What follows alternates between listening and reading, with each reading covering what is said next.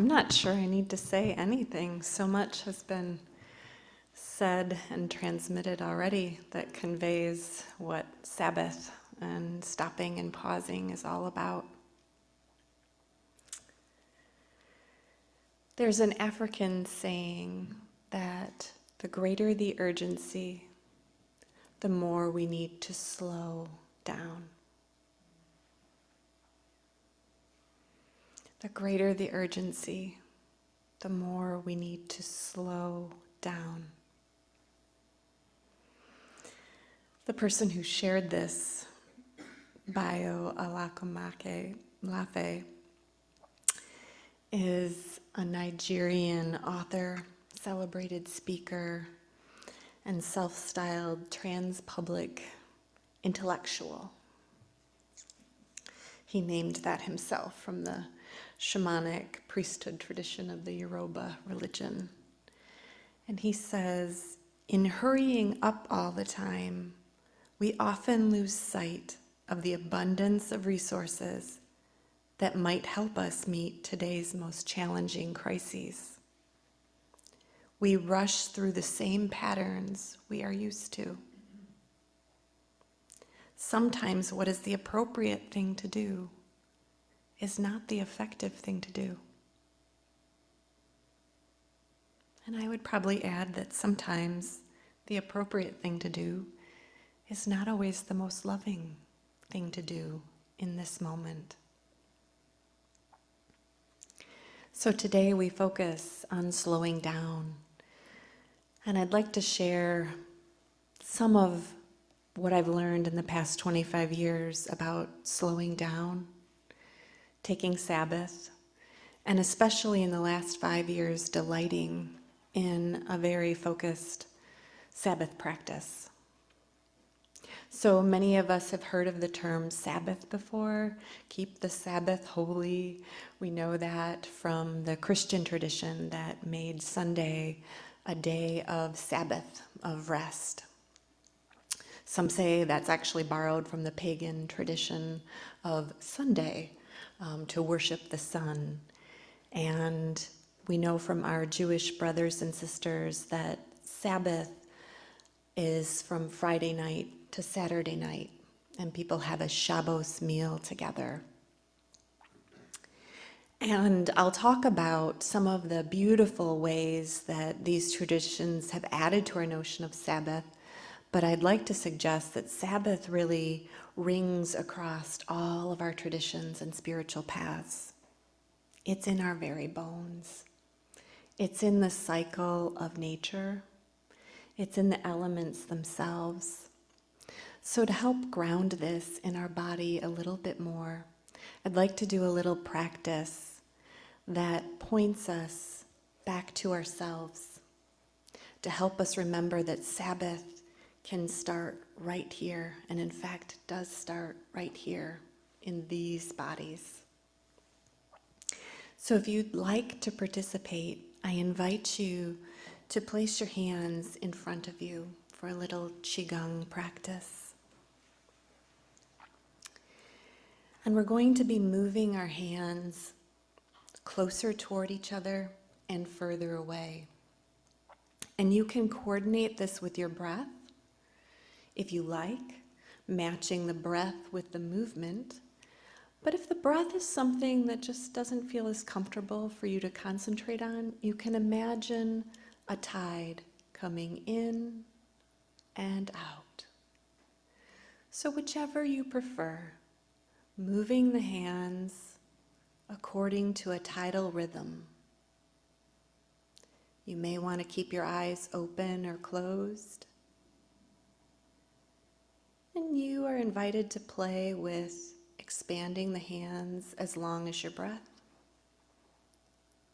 And exhaling as you bring your hands together.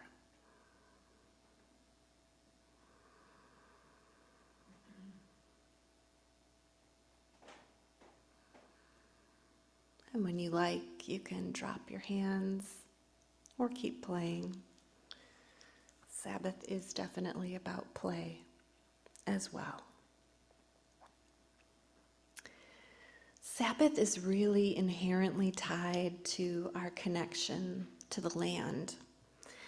And I'd like to share a quote from a book called Sabbath, which I discovered on retreat during the pandemic.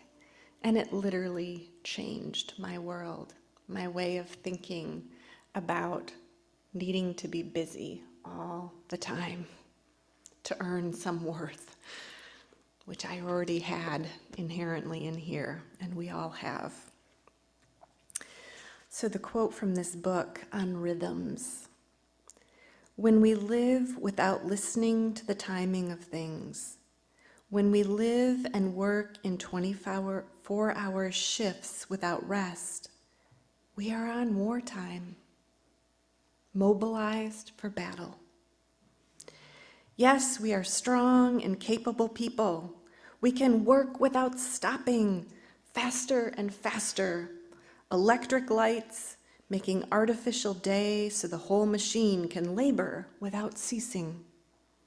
But remember, no living thing lives like this. There are greater rhythms, seasons, and hormonal cycles, and sunsets and moonrises, and great movements of seas and stars. We are part of the creation story. And we are subject to all its laws and rhythm. I discovered this again this past weekend as I went up to an eco retreat center for Memorial Day weekend. And I was noticing how eating outside just brought me into this natural rhythm of eating more slowly, more mindfully.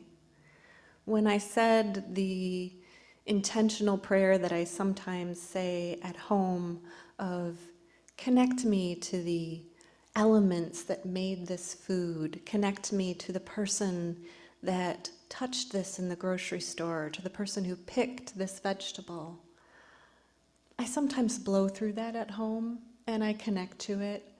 But when I was sitting in nature next to the Hersey Creek and heard the babbling of the water and felt the sun shining on me, I connected with this food in a different way that was so alive, so present. And it moved my heart into this place of automatically wishing that every being has the joy of chewing vegetables and lentils and food and tasting the richness. I have never had my lentils and vegetables taste that good before. And it was the slowness. And I struggle with that at home. It's a fight every day to don't have the computer on, don't sit near your phone while you're eating, And it was so effortless when I was in nature, just effortless. And this heart longing arose for all people to just know this joy. And that's not unique to me. That's what happens to all of us when we're connected to the earth, when we're connected to our sense of kinship with all beings. And I determined that I really needed to go home and do more with food justice. And so one of the steps of many that I took is I looked up food gatherers, and I thought, I need to make a tithe donation from my grocery budget every month to be connected to ensuring that all people have nourishment. And so Sabbath is about nourishing ourselves, but it can't be divorced from nourishing others, or it becomes this isolated act that's not really natural, that's not really social justice, that's not really a whole spirituality that embraces the whole. I know I'm extremely privileged to even say I went away for 3 days to an eco center. It's with great humility that I know that many of my brothers and sisters may not ever do that in a lifetime or in a decade. Many may struggle to have 1 hour, 5 minutes. And so when we embark on Sabbath or rest time or pausing or taking in nourishment, there are many ways to Sabbath. We do it mindfully, connected to the whole. And when we Sabbath, we can ask deeper questions, like, what's the story I'm telling myself that makes me think I have to say yes to everything, even good things? That's the hardest to say no to, at least for me. And there's a beautiful story in a book called My Grandfather's Blessings by Rachel Naomi Reman. She's this wonderful physician who started the Cancer Commonweal program and is a mind-body forerunner in medicine. And she tells this story of a little boy that she connected with who just loved his Hot Wheel car. Just loved it. They would race it across the room, and she thought, wouldn't it be great if I could just get him a whole fleet of these cars? But she knew instinctively that his family was economically challenged and that she thought it might make them feel embarrassed that if she gave them a big gift that maybe they couldn't afford. And so she encouraged all the doctors in her clinic for a whole month when she discovered that a gas station was giving away free Hot Wheel cars for all of them to collect a Hot Wheel car. And she was so excited. They had the entire collection. She wrapped it up in this beautiful box. There were like 30 some of them. She presented it to the boy, and she noticed that he wasn't playing with them. And she asked him, do you not like the cars? He said, Naomi, I just can't love that many cars. He needed to love something simple, the one car. That was enough. That was enough. What's enough? When do we have enough? When we breathe in, our body knows how much oxygen to take. It's enough for this moment. When we exhale all that we don't need. And I love a story from Joan Chittister and Brene Brown. They're talking. Joan Chittister is this wonderful activist, Catholic activist, and Brene Brown is our vulnerability social worker, researcher. And they've been at this conference, they've been teaching together all day, and Brene says, I do not want to go to that meet and greet. Joan looks at her and goes, well, don't. I'm going back to my room for a nap. And Joan says to her, we've exhaled all day long in our teaching. It's time to inhale. And so, how do we inhale? In the Jewish tradition, there's a lot of things that you would do and not do. And you can investigate and look at those. One of the ones that I took particular glee in is they're asked to make love on the Sabbath. And I thought, isn't that a wonderful celebration of life? How nourishing that that's included in a Sabbath celebration. People are invited to share a meal with people, to dance, to celebrate the fullness of what is now. And I took up this practice this year because Sabbath isn't just something we go off and do alone. It's wonderful shared, to share what we're grateful for, what we want to be liberated from.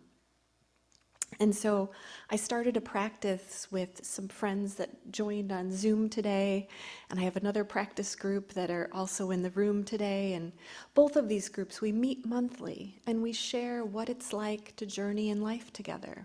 What is our inhale lately? What is our exhale?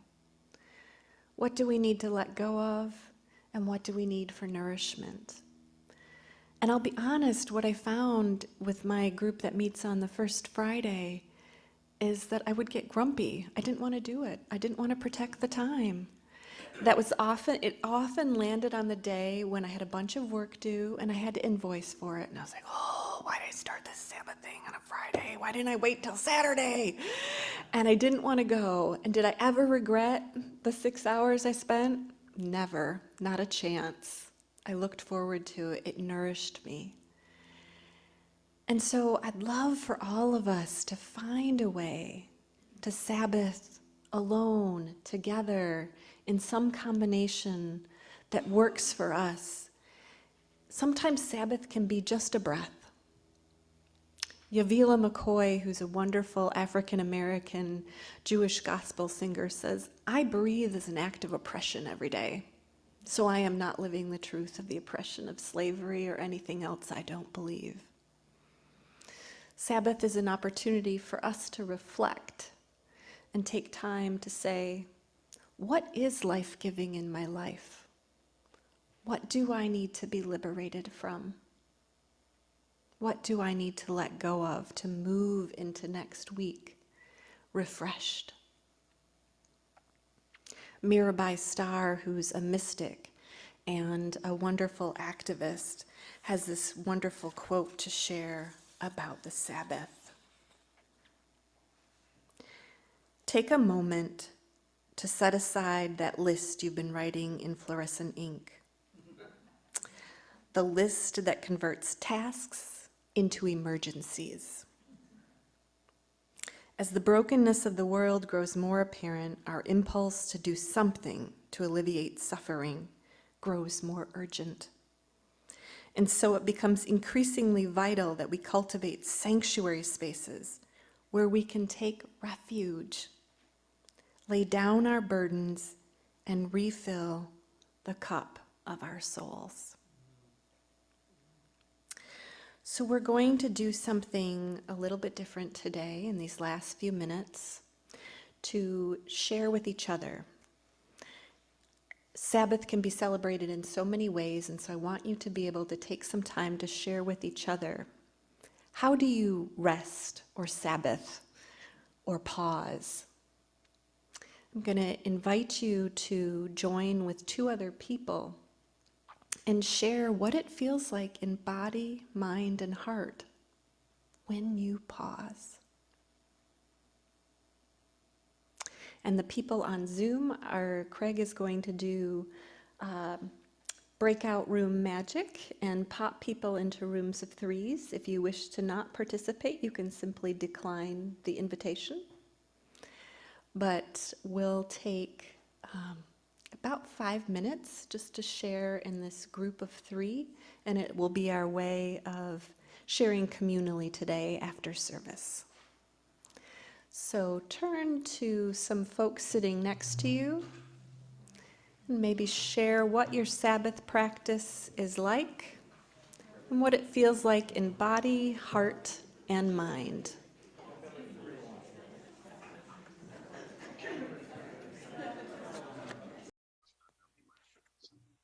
Thank you for participating today, and just to let you know, we'll continue this discussion in a reflection and study group that I'll be hosting mid-June through mid-July. So if you're interested in learning about how to create more Sabbath time in your life and explore and reflect on that and share your learnings, that'll be an opportunity. I'll have a sign-up sheet outside, so if you're interested in signing up, please do.